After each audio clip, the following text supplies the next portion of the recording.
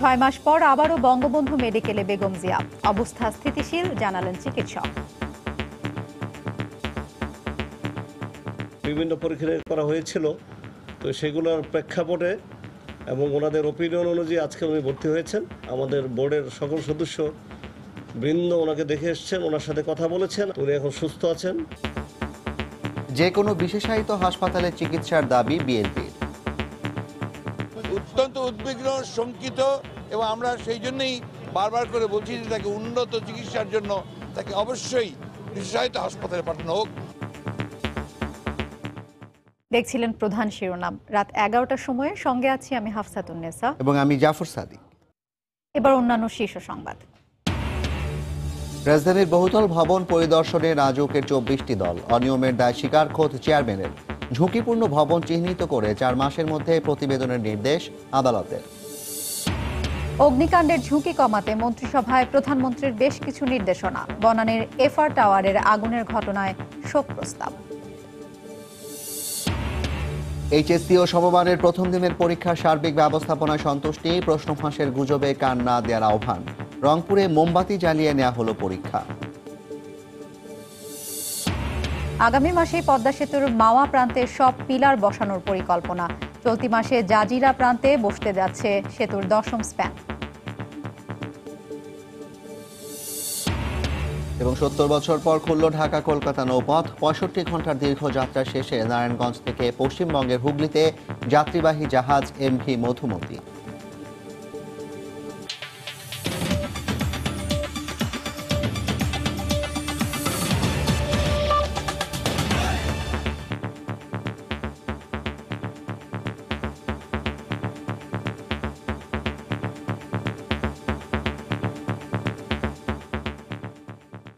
Bangabandhu medical বিশ্ববিদ্যালয় হাসপাতালেই বেগম জিয়ার চিকিৎসা সম্ভব বলে জানিয়েছেন হাসপাতালের পরিচালক brigadier general Mahbubur Rahman. BNP chairperson diabetes, arthritis সহ কয়েকটি রোগে ভুগছেন বলেও জানান তিনি। দুপুরের চিকিৎসার জন্য কারাগার থেকে বেগম জিয়াকে হাসপাতালে আনা হয়। এদিকে বিএনপি মহাসচিব আগের অবস্থান থেকে সরে এসে জানান, ইউনাইটেড নয়, যে কোনো বিশেষায়িত হাসপাতালেই বেগম জিয়ার সুচিকিৎসা চান তারা। দুর্নীতির 2 মামলায় দণ্ডপ্রাপ্ত বেগম জিয়াকে চিকিৎসার জন্য হাসপাতালে নিয়ে যেতে সোমবার সকাল থেকেই নাজিমউদ্দিন রোডের পুরনো কেন্দ্রীয় কারাগার এবং বঙ্গবন্ধু মেডিকেল বিশ্ববিদ্যালয় হাসপাতালে নেওয়া হয় কঠোর নিরাপত্তা ব্যবস্থা। কারাগার থেকে হাসপাতালে যাওয়ার পুরো পথেই বাড়ানো হয় আইনশৃঙ্খলা রক্ষাকারী বাহিনীর সদস্য। বিএনপি চেয়ারপারসনের দৈনন্দিন ব্যবহার্য জিনিসপত্র আনা হয় বঙ্গবন্ধু শেখ মুজিব মেডিকেল বিশ্ববিদ্যালয়ে। রাখা হয় কেবিন ব্লকের 621 ও 22 নম্বর কেবিনে। সোমবার দুপুর 12:15টার দিকে কারাগার থেকে বের করা হয় বেগম জিয়াকে। তার গাড়িটির সামনে ও পেছনে ছিল আইনশৃঙ্খলা রক্ষা বাহিনীর নিরাপত্তা বেষ্টিত গাড়িবহর। 15 মিনিটের মধ্যে তাকে আনা হয় বঙ্গবন্ধু মেডিকেলে। এ সময় কারা কর্তৃপক্ষ ও আইনশৃঙ্খলা রক্ষাকারী বাহিনীর সদস্যদের সহযোগিতায় গাড়ি থেকে নেমে হুইল চেয়ারে হাসপাতালে প্রবেশ করেন বেগম জিয়া। পরে বিকেল 3টার দিকে বেগম জিয়ার শারীরিক অবস্থা সম্পর্কে গণমাধ্যমকে অবহিত করেন হাসপাতালের পরিচালক।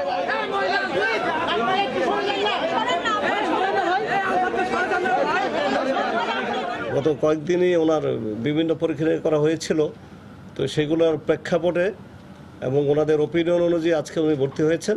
আমাদের বোর্ডের সকল সদস্য বৃন্দ ওনাকে দেখে এসছেন, ওনার সাথে কথা বলেছেন এবং ওনার প্রয়োজনীয় যে ওষুধপত্র সেটা প্রেসক্রাইব করে দিয়ে এসছেন।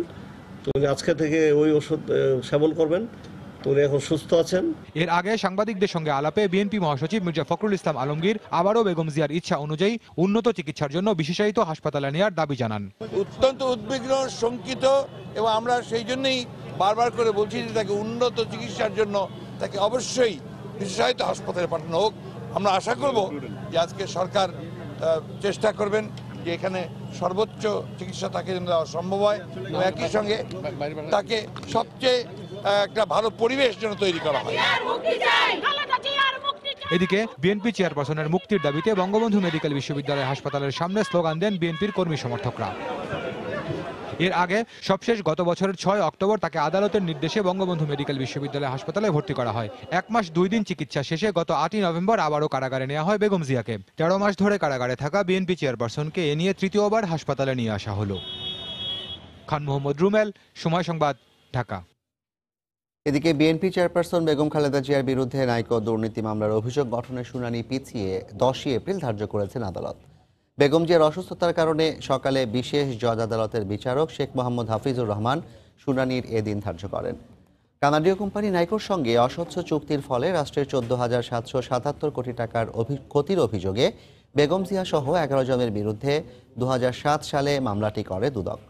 বর্তমানে মামলাটি অভিযোগ গঠনের শুনানি শেষ পর্যায়ে রয়েছে।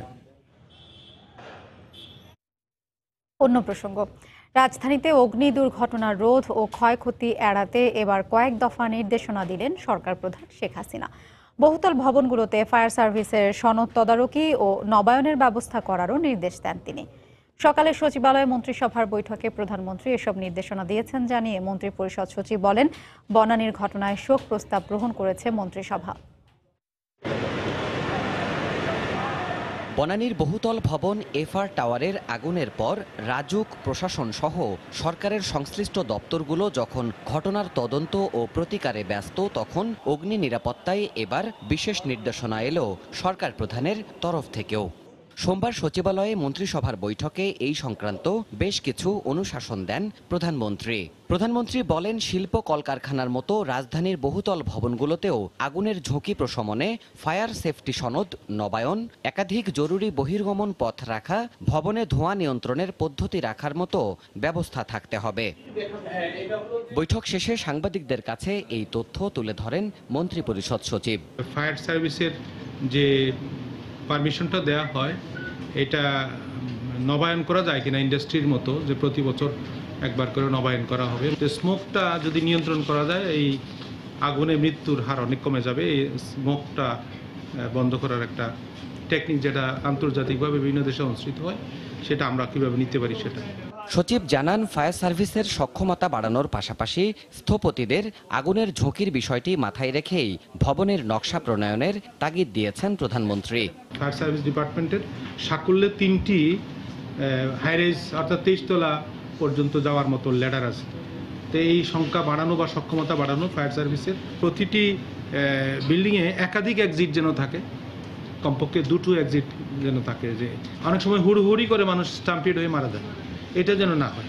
বৈঠকের শুরুতেই বনানীর আগুনে হতাহতের ঘটনায় মন্ত্রিসভায় শোক প্রস্তাব গ্রহণের পাশাপাশি হবিগঞ্জ কৃষি বিশ্ববিদ্যালয় আইন 2019-এর খসড়া এবং গাজীপুর উন্নয়ন কর্তৃপক্ষ আইন 2019-এর খসড়ায় নীতিগত অনুমোদন দেয় মন্ত্রিসভা। দেবাশিস রায়, সময় সংবাদ, ঢাকা।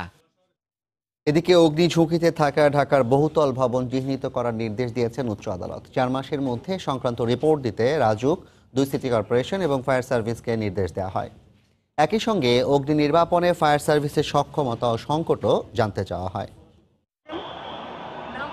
সাম্প্রতিক সময়ে আগুনে প্রাণহানির ঘটনায় উদ্বেগ প্রকাশ করেছেন দেশের উচ্চ আদালত। রাজধানীর চকবাজার, বনানী এবং গুলশানের আগুন নিয়ে এক রিটের শুনানিতে উঠে আসে অগ্নি নির্বাপনে ফায়ার সার্ভিসের দুর্বলতার বিষয়টিও। শুনানি শেষে আগুনের ঝুঁকিতে থাকা ঢাকার বহুতল ভবন চিহ্নিত করার নির্দেশ দেন উচ্চ আদালত। একই সঙ্গে চুড়িহাট্টা এবং বনানীর এফআর টাওয়ারের আগুনে নিহতদের পরিবারকে কেন ক্ষতিপূরণ দেওয়া হবে না তাও জানতে চাওয়া হয়েছে।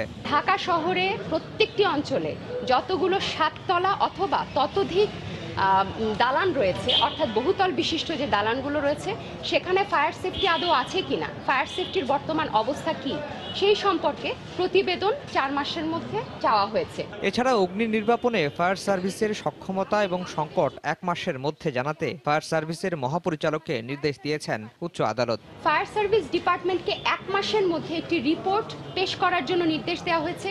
যে রিপোর্টে ফায়ার সার্ভিস বলবেন তার জনবল কি, লোকবল কি, তার কি ইকুইপমেন্ট আছে, তার কি পরিমাণ যন্ত্রপাতি আছে, তার কি পরিমাণ গাড়ি আছে।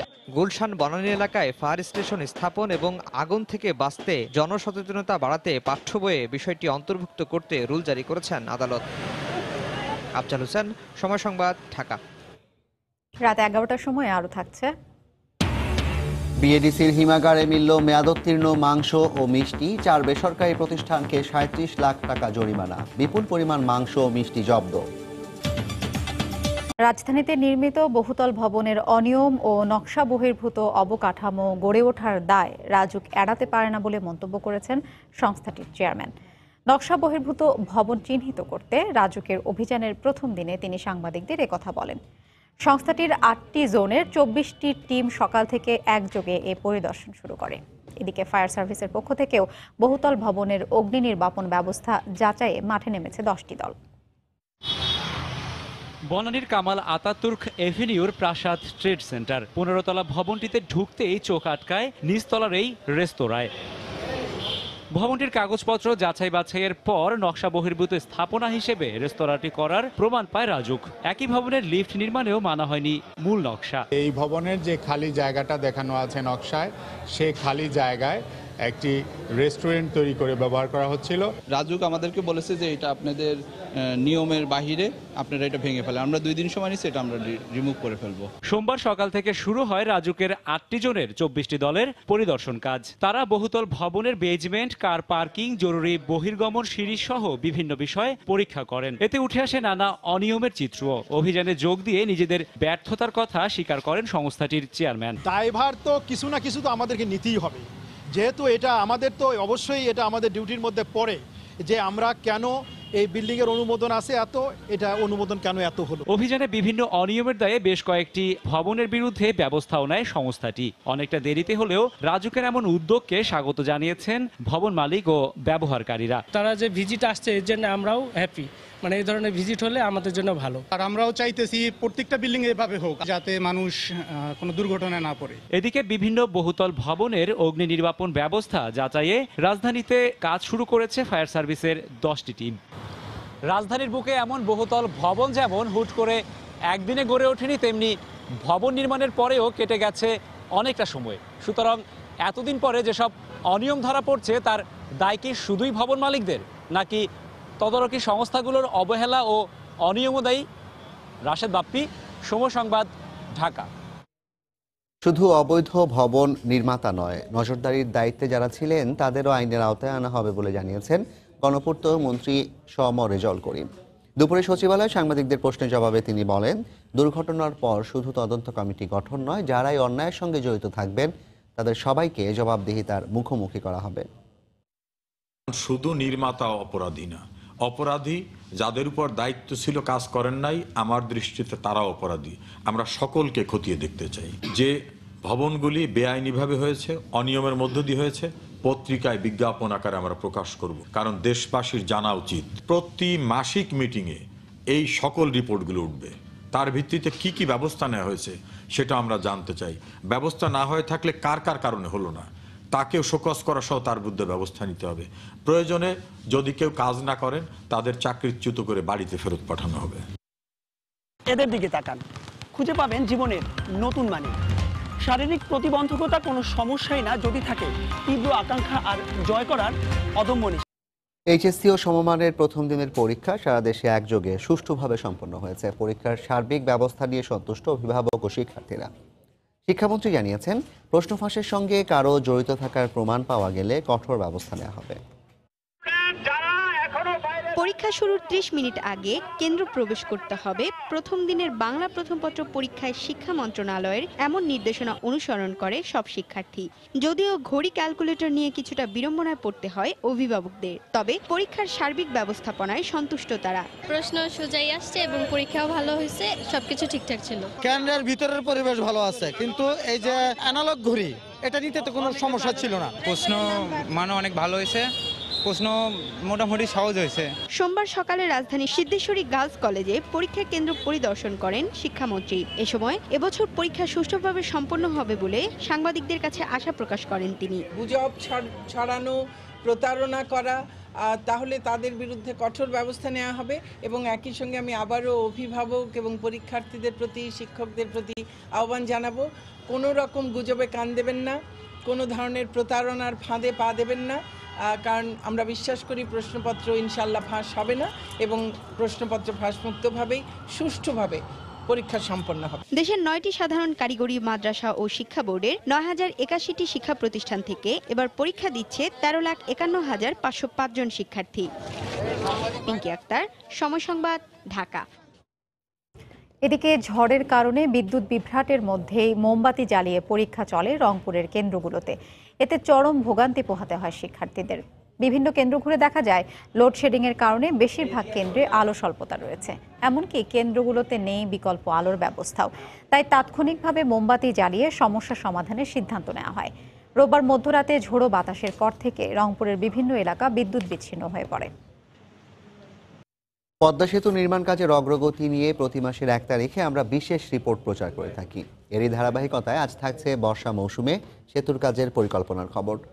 বর্ষার তীব্র স্রোতে মূল নদীতে কাজ করা কঠিন, তাই আগামী মাসের মধ্যেই মাওয়া প্রান্তে সব পিলার বসানোর লক্ষ্য নিয়ে কাজ চলছে পদ্মা সেতুতে।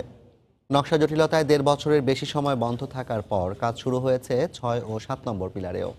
এছাড়া চলতি মাসে জাজিরা প্রান্তে 10ম স্প্যানটি বসিয়ে দেওয়ার পর স্প্যান বসানোর কাজ শুরু হবে মাওয়া প্রান্তের 13 নম্বর পিলার থেকে। ওমর ফারুকের ছবিতে রিপোর্ট এহসান জুয়েলের। জাজিরা প্রান্তের এক ফ্রেমে 8টি স্পেন মিলে দৃশ্যমান 1200 মিটারের সেতু। সবশেষ মডিউলের 5টি স্পেন একসাথে বসানোর পর তার পাশেই আরেকটি মডিউলের 3টি স্পেন বসানোর কাজ এর মধ্যে শেষ। সেতুর পরের স্পেনটিও বসানো হবে জাজিরা প্রান্তেই। সে তুলনায় কাজের গতি কিছুটা ধীর মাওয়া প্রান্তে। মাত্র একটি স্পেন উঠানো হয়েছে। 2015 সালে আনুষ্ঠানিক কাজ শুরু হয়েছিল এই প্রান্তেই। নকশা জটিলতায় কাজ দীর্ঘদিন আটকে থাকার পর এখন চলছে পুরোদমে। এই প্রান্তে বর্তমানে পুরো কাজ শেষ হয়েছে আরও 14টি পিলারের। চলতি মাসে জাজিরায় 10ম স্পেন বসানো হলে এর পরের স্পেনগুলো বসানো হবে মাওয়া প্রান্তের 3 ও 4 নম্বর মডিউলে। আমরা এখন 7 এবং 6 করতেছি, 5-এ আমাদের রেডি হয় নাই, কিন্তু 3 এবং 4-এর প্রোগ্রেস আমাদের ভালো। এরপরে আমরা 4-এ চলে যাব। জাজিরা প্রান্তে বিশেষভাবে তৈরি চ্যানেলে বর্ষায় কাজ করা গেলেও মাওয়ার মূল নদীতে থাকবে তীব্র স্রোত। এখানে পিলার এবং স্পেন বসানোর ক্ষেত্রে তাই প্রতিবন্ধকতার মুখে পড়বে প্রকৌশলীরা। তাই বর্ষার আগে যেটুকু সম্ভব এগিয়ে নিতে দিনরাত চলছে কাজ। আশা করছি যে আমাদের বর্ষার আগেই অনেকগুলো পাইলি হয়ে যায়, 2-একটা বাদ থাকতে পারে, না থাকারই উচিত। স্পেনগুলোর উপরের অংশে 4 লেনের গাড়ি চলাচলের জন্য বসানো হবে 2917টি রোড স্ল্যাব। গত মাসে বসানো হয়েছে প্রথম রোড স্ল্যাবটি। কাজ এখন যে গতিতে এগুচ্ছে তাতে সেতুর সফল সমাপ্তির ব্যাপারে খুব বেশি স্বপ্নবাজ হওয়ার প্রয়োজন পড়ে না। তবে প্রতি মুহূর্তে নতুন নতুন চ্যালেঞ্জ। বিশেষ করে জাজিরা চ্যানেলের মধ্যে 2টি মডিউলের 11টি স্পেন বসানোর পর কাজ সরিয়ে নেওয়া হবে উত্তাল পদ্মার মাওয়া প্রান্তে। আর সেখানে বর্ষা মৌসুমে স্রোতের সঙ্গে পাল্লা দিয়ে কতটা দক্ষতার সঙ্গে কাজ করতে পারেন প্রকৌশলীরা, সেটাই নির্ধারণ করবে কাজের গতি। ইহসান জুয়েল, সময় সংবাদ, জাজিরা, শরীয়তপুর। সরকারি প্রতিষ্ঠান বাংলাদেশ কৃষি উন্নয়ন কর্পোরেশন বিএডিসির সবজি ও মৎস্য হিমাগারে মেয়াদোত্তীর্ণ মাংস মিষ্টি রাখার দায়ে 5 বেসরকারি প্রতিষ্ঠানকে 41 লাখ টাকা জরিমানা করেছেন র্যাবের ভ্রাম্যমাণ আদালত। সন্ধ্যায় রাজধানীর বিমানবন্দর এলাকায় র্যাব সদর দপ্তরের পাশে বিএডিসির হিমাগারে নির্বাহী ম্যাজিস্ট্রেট সারওয়ার আলমের নেতৃত্বে অভিযান চালায় র্যাবের ভ্রাম্যমাণ আদালত। এ সময় হিমাগার থেকে 345 মণ আমদানিকৃত মাংস, 110 মণ মিষ্টি সহ মেয়াদোত্তীর্ণ বিভিন্ন পণ্য জব্দ করা হয়। অভিযানে রেন পাওয়ার ইঞ্জিনিয়ারিংকে 15 লাখ টাকা, আলিবাবা সুইটসকে 10 লাখ টাকা, ইউনিভার্সাল ট্রেডিং হাউসকে 6 লাখ টাকা, জাফর অ্যান্ড কোম্পানিকে 6 লাখ এবং ক্যাঙ্গারু অ্যান্ড কোম্পানিকে 4 লাখ টাকা জরিমানা করা হয়। বিধান না থাকলেও মাছ ও সবজির হিমাগারে মাংস ও মিষ্টি রাখার জন্য বিএডিসি সংশ্লিষ্ট কর্মকর্তাদের বিরুদ্ধে ব্যবস্থা নিতে কৃষি মন্ত্রণালয়ের কাছে আবেদন করা হবে বলে জানান র্যাবের নির্বাহী ম্যাজিস্ট্রেট। সরকারি প্রতিষ্ঠান হিসেবে এটা বড় ধরনের একটা গাফিলতি অন্য অপরাধ করেছেন। আমরা এই বিষয়ে মন্ত্রণালয়ে লিখব। বেসিক্যালি এই প্রতিষ্ঠানটি হচ্ছে শুধুমাত্র আসলে এক্সপোর্ট ওরিয়েন্টেড পণ্য রাখার জন্য, বিশেষ করে সবজির জন্য পার্টিকুলারলি। সেখানে তা না করে কিন্তু এখানে রাখা হয়েছে কিন্তু আপনার মাংসের সাথে মিষ্টি রাখা হয়েছে, আপনার আমদানি যেগুলো বৈধভাবে আমদানি করা হয় না সেই ধরনের মাংস রাখা হয়েছে, এক্সপায়ার মাংস রাখা হয়েছে, এক্সপায়ার চিজ রাখা হয়েছে। নির্বাচনী বিরোধের জেরে নোয়াখালীর সুবর্ণচরে আবারও ঘটল ধর্ষণের ঘটনা। স্বামীকে মারধরের পর স্ত্রীকে গণধর্ষণের অভিযোগ উঠেছে। এ ঘটনায় 2 জনকে গ্রেফতার করেছে পুলিশ। নির্যাতিতা স্বজনদের দাবি, গতকাল সন্ধ্যায় নির্বাচনী কেন্দ্র থেকে ফিরছিলেন গৃহবধূ এবং তার স্বামী। উত্তর বাগ্যা এলাকায় পৌঁছালে নির্বাচনী বিরোধের জেরে স্বামীকে মারধর করে ভাইস চেয়ারম্যান প্রার্থী ফরাদ হোসেনের সমর্থক ইউসুফ মাঝি ও তার সহযোগীরা। পার্শ্ববর্তী একটি মৎস্য খামারে নিয়ে ওই নারীকে ধর্ষণ করা হয় বলে অভিযোগ করা হয়। পরে তাকে উদ্ধার করে নোয়াখালী জেনারেল হাসপাতালে ভর্তি করা হয়। এই ঘটনায় 12 জনের বিরুদ্ধে মামলা করেছে নির্যাতিতার পরিবার। এর আগে গত 30শে ডিসেম্বর একাদশ সংসদ নির্বাচনের দিন সুবর্ণচরে 4 সন্তানের জননীকে গণধর্ষণের অভিযোগ ওঠে। স্বল্প সময়ে এই ঘটনার অভিযুক্ত 8 জন গ্রেফতার হয়। মামলার প্রধান আসামি রুহুল আমিনের জামিন হলেও পরে তা প্রত্যাহার করেন উচ্চ আদালত। মাদারীপুরে ১২ বছরের এক শিশুকে গরম খুন্তির ছ্যাঁকা দিয়ে নির্যাতনের অভিযোগ উঠেছে সৎ মা সহ ৩ জনের বিরুদ্ধে। এই ঘটনায় মামলা করার পর সৎ মা ও ভাইকে গ্রেফতার করে পুলিশ। অভিযুক্তদের দৃষ্টান্তমূলক শাস্তির দাবি জানিয়েছেন এলাকাবাসী। পুলিশ জানায় ৯ বছর আগে সেতুর মা রেহানা মারা গেলে সাবিনা বেগমকে বিয়ে করেন রাজৈর উপজেলার রেজাউল শিকদার। এরপর থেকেই বিভিন্ন সময় সেতুকে নির্যাতন করত সাবিনা। গত এক সপ্তাহ ধরে তাকে একটি কক্ষে আটকে রেখে গরম খুন্তি দিয়ে সেতুর শরীরের বিভিন্ন স্থানে ছ্যাঁকা দিয়ে পাশবিক নির্যাতন চালানো হয়। খবর পেয়ে পুলিশ ও মহিলা বিষয়ক কর্মকর্তারা সেতুকে উদ্ধার করে রোববার উপজেলা স্বাস্থ্য কমপ্লেক্সে ভর্তি করে। এ ঘটনায় রাজৈর থানায় ৩ জনের নামে মামলা করেছেন উপজেলা মহিলা বিষয়ক প্রশিক্ষক মোমেনা আক্তার।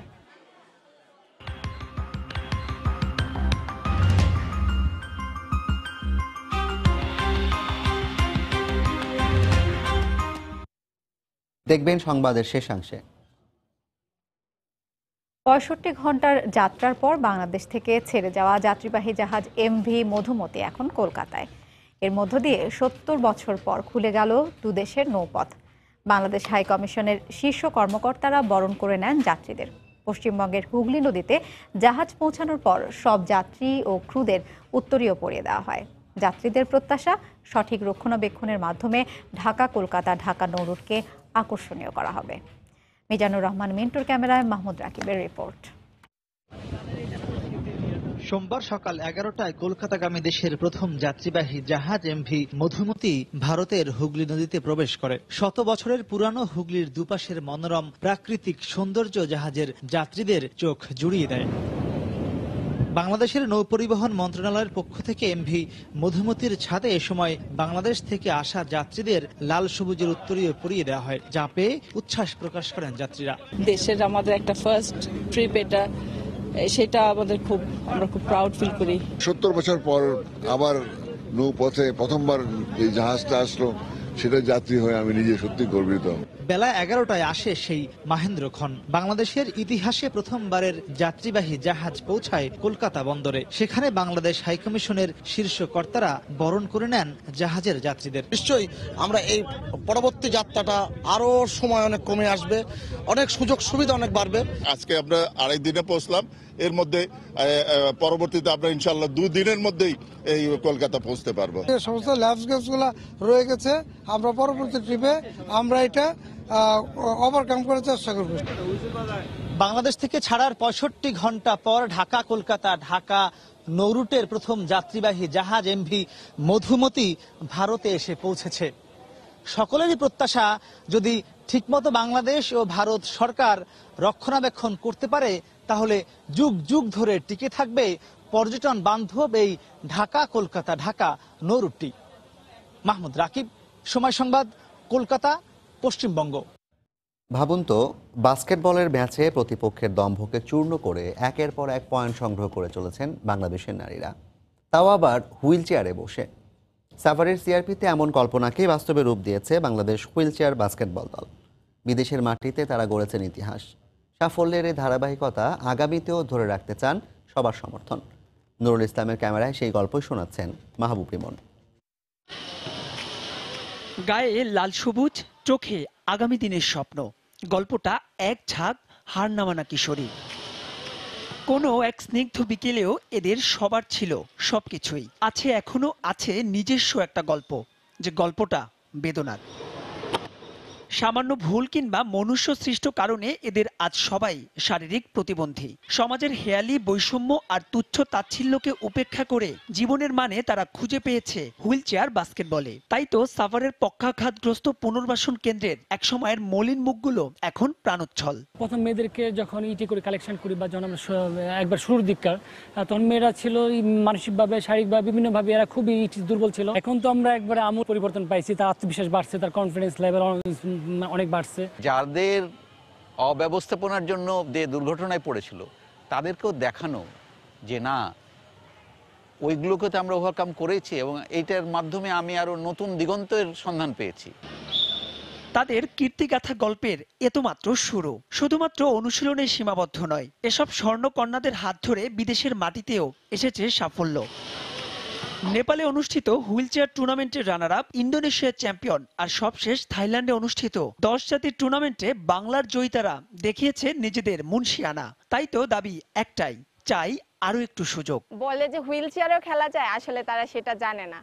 সেটা আসলে আমরা এখন জানাচ্ছি। আমাদের দেখে আরো যারা প্রত্যন্ত গ্রামে বা শহর অঞ্চলে যে ডিসেবল পারসনরা আছে তারাও মনে সাহস পাবে যে না, আমরাও এটা পারি। এটার হয়তো সুযোগ সুবিধা আমরা না পেলেও আমাদের দেখে যাতে অন্যেরা পায়, এই জন্য আমরা চাই এটা অনেক দূর আগায় যায়। আমরা যদি আরো প্র্যাকটিস করতে পারি তাহলে আরো ভালো পর্যায়ে যেতে পারবো। আশা করি যে আমরা ভবিষ্যতে প্যারা অলিম্পিক বা আরো বিভিন্ন ধরনের যে গেমসগুলো হয় এই গেমসে অংশগ্রহণ করতে পারবো। আসছে জুনে ভারতের চেন্নাই হবে 5 জাতির হুইল চেয়ার বাস্কেটবল চ্যাম্পিয়নশিপ। সাফল্যের ধারাবাহিকতা সেখানেও ধরে রাখতে চান তারা, ওড়াতে চান লাল সবুজের পতাকা। কত সহজেই আমরা হার মেনে নেই, তাই না? হয়ে পড়ি হতাশ। এদের দিকে তাকান, খুঁজে পাবেন জীবনের নতুন মানে। শারীরিক প্রতিবন্ধকতা কোনো সমস্যাই না যদি থাকে তীব্র আকাঙ্ক্ষা আর জয় করার অদম্য নেশা। যে নেশাকে সঙ্গে করে তারা স্বপ্ন দেখছেন নতুন জীবনের। সাভারের সিআরপি থেকে মাহবুব রিমন, সময় সংবাদ। এ পর্যায়ে শীর্ষ সংবাদ জানিয়ে দিচ্ছি আরেকবার। 6 মাস পর আবার বঙ্গবন্ধু মেডিকেলে বেগম জিয়া, অবস্থা স্থিতিশীল জানালেন চিকিৎসক। বিশেষায়িত হাসপাতালে চিকিৎসার দাবি বিএনপির।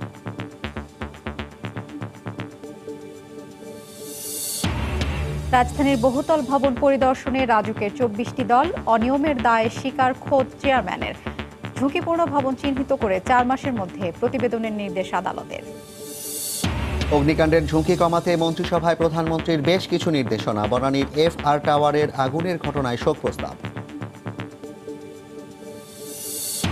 এইচএসসি ও সমমানের প্রথম দিনের পরীক্ষার সার্বিক ব্যবস্থাপনায় সন্তুষ্টি। প্রশ্ন ফাঁসের গুজবে কান না দেওয়ার আহ্বান। রংপুরে মোমবাতি জ্বালিয়ে নেওয়া হলো পরীক্ষা।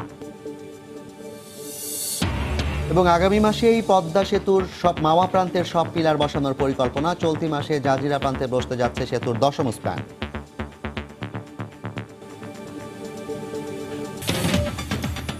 এই ছিল রাত 11টার সময়। আপনার মোবাইলে সময় সংবাদ দেখতে এবং সব খবর পেতে ডাউনলোড করুন সময় অ্যাপ। সঙ্গে থাকুন সময়।